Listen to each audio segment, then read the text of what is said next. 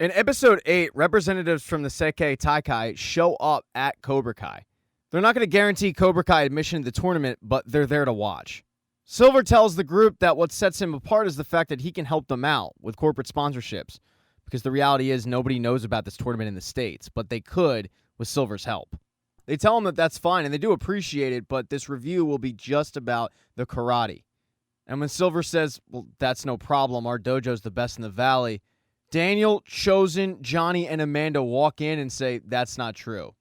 They immediately dispute Silver's claim and say that their dojo is much better, even though it doesn't have a name. This turns into a giant pissing contest between Daniel and his group and Terry and his group. They just start going over their resumes until finally the representatives agree to just look at both dojos. And the person that seems to be most upset about the fact that Daniel's group is getting a look isn't Silver, it's actually Kim. She came all that way because Silver promised her that her family's teachings would finally emerge from the shadows. But now his petty rivalry is getting in the way of that. Silver reassures her that it's not going to be an issue. Daniel and his group are just desperate. And she says, well, then we must suffocate them. It does seem like, though, Cobra Kai's sweating it a bit. Over at Miyagi-Do, Daniel and Johnny come back to tell his students that they're going to be evaluated. And they're excited. Over at Miyagi-Do, spirits are high. And when the representatives stop by, they see the unconventional tactics that they use in training. This is like a bare bones operation, and one that results in a lot of watermelon on the main representative's suit, because Sam kicks the crap out of one and it sprays everywhere. Johnny's pretty worried that this guy's going to be upset, but it turns out not at all. His favorite movie's Rocky IV, and the unconventional training that Miyagi-Do is doing reminds him of the unconventional training that Rocky did in that movie to defeat Drago. But he's also impressed with Cobra Kai's training and the high tech that they have. He doesn't know which dojo to pick. They're so different, but yet they're so worthy. So in order to determine who gets into the Seikei Taikai, he wants to see how their students fare in direct competition. Each dojo is going to select 2 fighters, a boy and a girl. It'll be just like the All Valley, and after those fights, the organizers will decide which dojo gets into the competition. For Cobra Kai, the choices are pretty clear. Kenny's going to represent Cobra Kai for the boys and Tori for the girls. But Tori doesn't know what to do. She's still a mole in Cobra Kai. She doesn't want to compete for them. So after class, she goes and asks John Kreese what he thinks, and he tells her, do what's right for you. The plan's off. She gets pretty pissed off. She's been helping him this whole time, thinking that the plan was to stop Silver and get him out of here. And now he's telling her that that's no longer the plan, and he's not giving her any insight as to why. So Tori ends up storming out of there, not knowing what to do. Kenny, meanwhile, gets a pep talk that night from Silver. He tells him that this is his time. And then Silver shows him a strike that he dubbed the Silver Bullet. If used correctly, the Silver Bullet will render the opposition immobilized. It completely takes the wind out of them. And if you can't breathe, can't fight. Even Kenny questions the method of this. You already get a point for hitting someone in the chest. Why render more damage? But Silver reminds him the quickest way to victory is to take out your opponent with one blow. Over on the Miyagi-Do side, the choice isn't as clear as Cobra Kai. Miyagi-Do has 3 possible choices, Robbie, Miguel, and Hawk.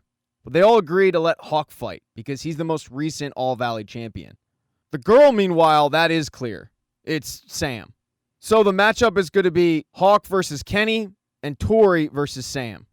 The fight will be at Cobra Kai, and the judge will be one from the All-Valley.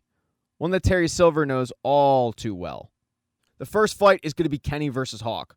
But before they square off, Kenny looks across the dojo and notices that Robbie is now training Anthony, and he feels betrayed. He yells across the dojo for Robbie and walks up to him and says, that's really messed up. You're training the kid who bullied me? And Robbie says, I heard you're the bully now. He then starts once again trying to pitch Kenny that Cobra Kai is not the place. It's just going to build up hate in him. But Kenny isn't ready to let that hate for Anthony go. Kenny yells at Robbie, that kid is the reason I came to you in the first place. You know what? You're lucky you're not on the mat today. And then Kenny walks off. The competition then starts, and Kenny gets the first point. And it seems like Hawk gets the second, but the referee says Hawk was out of bounds when he clearly wasn't. It's becoming a repeat of the All Valley, with this ref doing a little home cooking. And it's something that Tori notices, she doesn't approve of, and as the fight is continuing, she sneaks off and leaves. Kenny then does a completely illegal blow that probably should have gotten him kicked out of the competition. And when Eli eventually gets up, that's when Kenny unleashes the silver bullet. It works. The wind is knocked out of Eli, and the ref is really quick to count him out. Kenny ends up winning.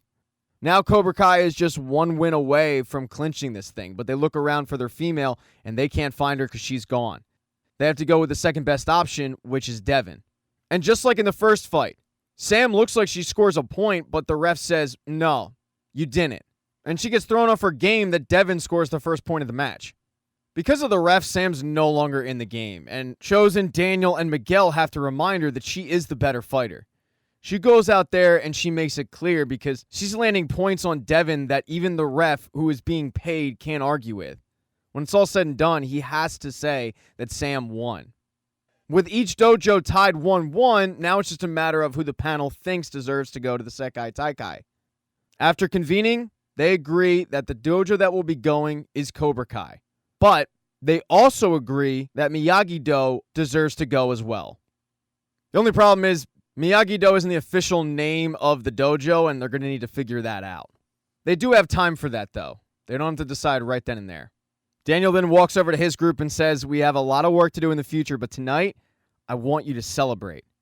And the kids do. They throw a house party that's going great for everybody. I mean, drinks are flowing, and it looks like every cup is filled with Pepsi or Coke, one of the two. But Sam is someone who shows up a little late, and she has something in her hand. It's the octopus necklace. She was leaving Miyagi-Do one day, she saw it, and she knows who dropped it. By the look on her face, she's ready to get back to Miguel. Until she walks in the house party and sees he's making out with somebody else. She wasn't prepared for that. She runs out of there. And Miguel, who noticed that she was looking at him, runs after her. But as she's outside trying to call an Uber, crying, she hears someone from behind her say, LaRusso. And when she turns around, she's shocked because it's Tori. Tori tells her, I'm not here to fight. I came to talk. Because the truth is, you didn't lose the All Valley. Thank you so much for checking out this recap. Please consider subscribing to the channel and subscribing to my Patreon. Hit thumbs up if you liked it. Smash that thumbs down button if you thought it sucked. If you left a comment, I don't get back to you. I usually don't check the comments unless they're like a super comment. Also, if you don't see the next video up on the end screen, not to worry, it'll be up in a day or two.